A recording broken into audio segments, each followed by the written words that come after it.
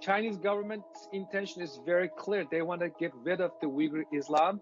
They wanted to get rid of Uyghur ethnic heritage. It's very simple and very clear. In Western China, a large minority are silenced as they're brutally subjugated by the state. And most of the world leaders, they're not even batting an eye. Extreme surveillance, accounts of torture, and the detention of up to 1 million Uyghur is all part of what seems to be China's attempt at eradicating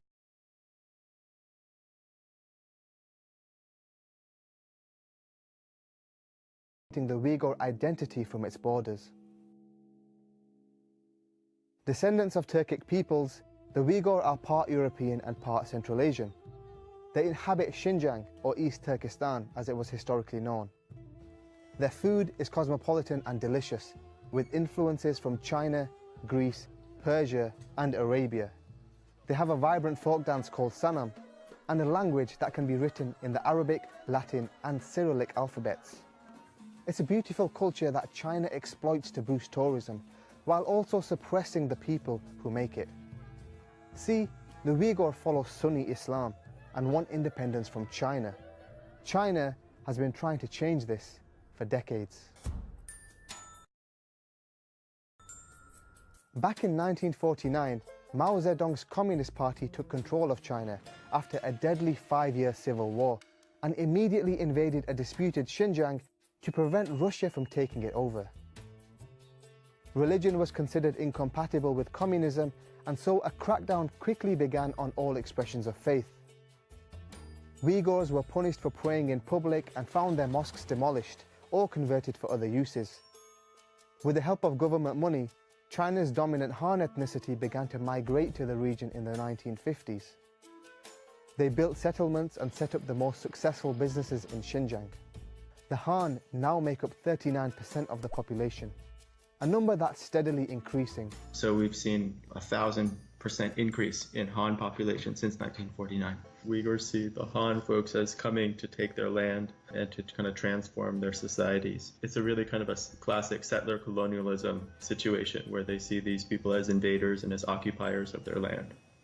Poorer Han across China routinely move west to work for the Bingtuan, a paramilitary group that takes over land and resources taken from Uyghurs by the government. Established in 1954 by Mao, the original Bingtuan were soldier farmers, off-duty servicemen who were put in Xinjiang to defend the province from Russia. Russia became less of a threat, but the organization grew. It's now 3 million strong and operates more than 2,000 companies in agriculture, energy, security, finance and media.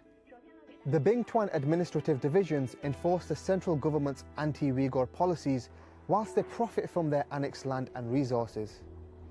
They exported $6.7 billion worth of goods in 2017, including nearly a fifth of the world's ketchup, and tons of cotton to luxury clothing brands. What's more, Xinjiang is extremely rich in fossil fuels.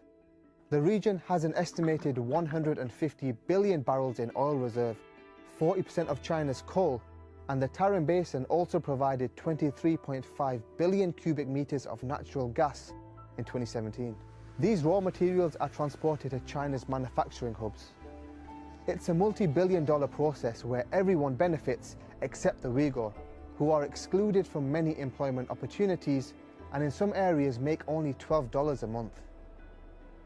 Because almost all these jobs and these resources were going to Han settlers, Uyghurs felt dispossessed. They felt like our land is being taken from us, these natural resources are being taken from our land and we're not benefiting from it. The real consequence though was that the cost of living began to really explode. So because there was all these new Han settlers coming in and they were making quite a bit of money, the prices of products began to rise, and so just basic staples became a lot more expensive. Uyghurs, because they were excluded from the job sector, weren't able to get the revenue they needed, the funding they needed to buy those new products, and so their level of poverty actually increased. For the Uyghur, this inequality and discrimination has led to sporadic bouts of violence towards the Han.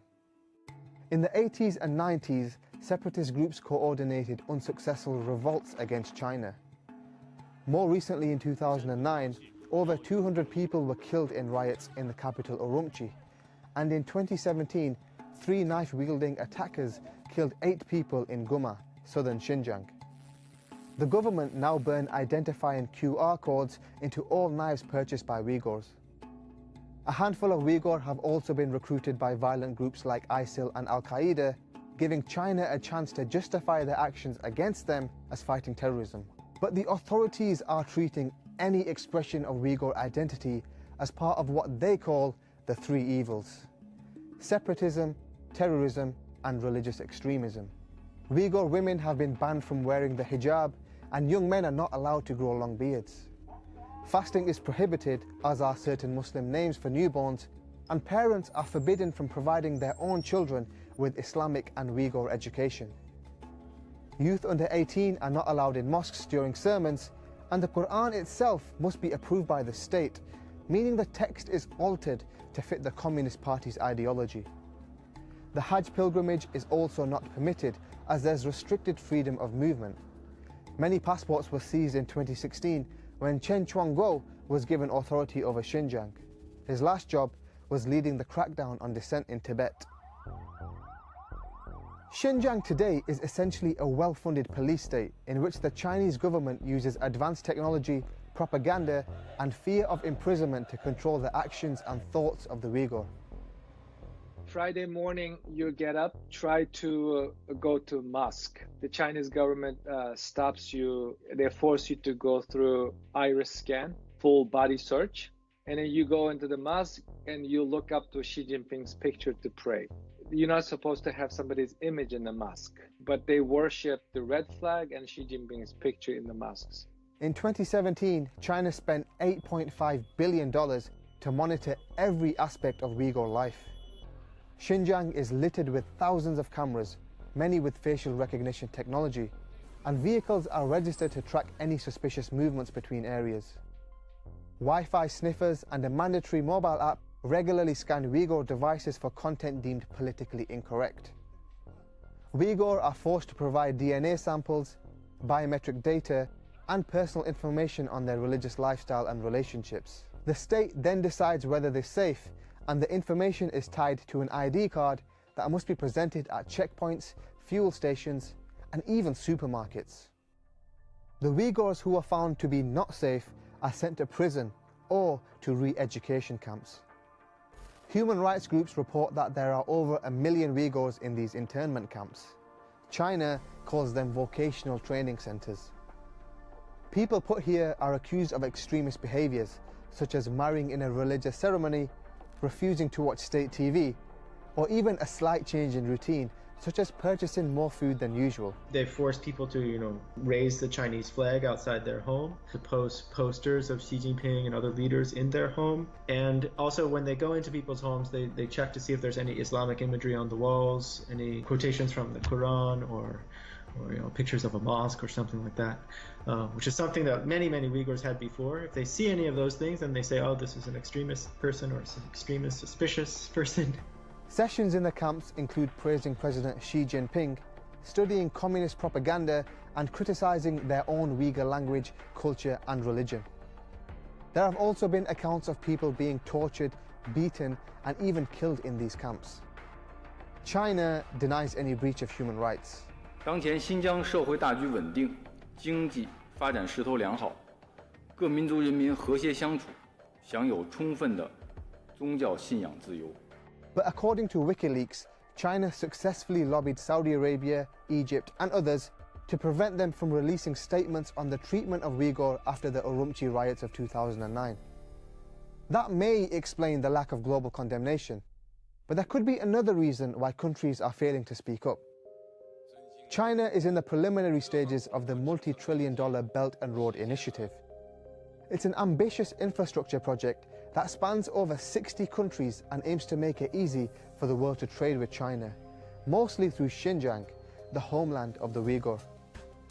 China could be indirectly buying the silence of many of these nations. The countries involved will receive loans in the millions of dollars to develop structures, roads, railways, and pipelines. And this may be enough to make them turn a blind eye to the plight of the Uyghur. No one is speaking out, particularly in the Islamic world. Where is Saudi Arabia? Where is Turkey? Where is Iran? Where is King Abdullah of Jordan? Where is the outcry? The Chinese government is calling you religion as a mental disease. Where is the outcry?